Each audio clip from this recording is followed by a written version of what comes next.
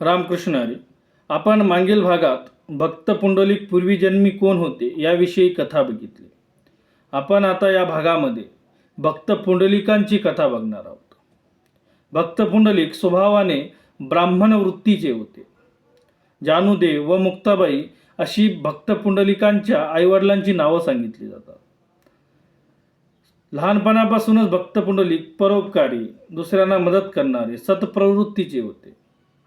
आईवडिलांचे आज्ञाधारक पुत्र होते. पण कालांतराने तरुणपणी त्यांचा विवाह एका सुंदर तरुणीशी केला जातो.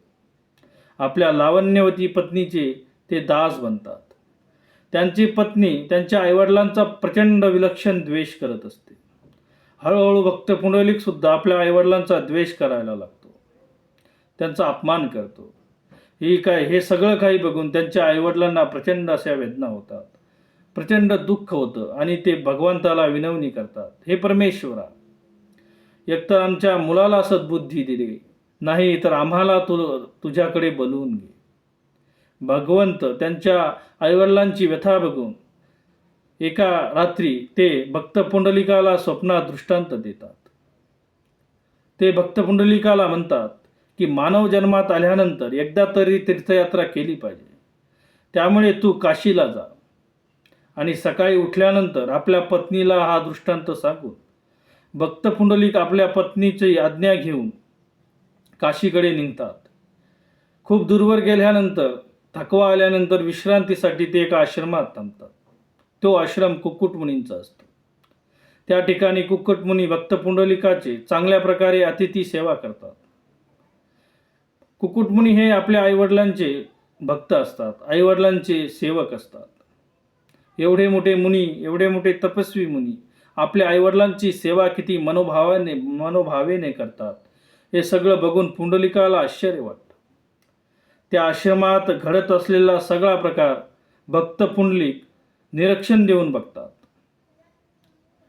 आणि त्या ठिकाणी त्याच वेळेस 3 कुरूप अशा स्त्रिया येतात. त्यांचं शरीर प्रचंड असं कुरूप असतं.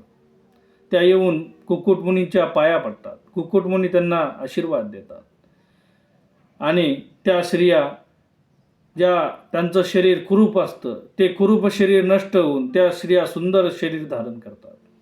हे सगळं बघून भक्त पुंडलिकाला आश्चर्य वाटतं. भक्त पुंडलिक त्या स्त्रियांकडे जाऊन त्या स्त्रियांना विचारतो, तुम्ही आल्या तेव्हा प्रचंड अशा कुरूप होते आणि आता जाताना एवढ्या सुंदर कशा? त्यावर त्या स्त्रिया उत्तर देतात, आम्ही गंगा यमुना सरस्वती आहोत, आम्ही तिघी सरिता आहोत. या जगातील अनेक व्यक्ती आमच्यात येतात, आमचं दर्शन घेतात, आमच्यामध्ये स्नान करतात आणि आपलं पाप आमच्यामध्ये टाकून निघून जातात. आणि त्यामुळे या जगाचं पाप आम्ही घेतो आणि आमचं शरीर कुरूप बनतं. आणि ते पाप नष्ट करण्यासाठी आम्ही कुक्कुटमुनींकडे येतो, त्यांचं दर्शन घेतो, त्यांच्याकडून आशीर्वाद घेतो आणि आमचे सगळे पाप नष्ट होतात.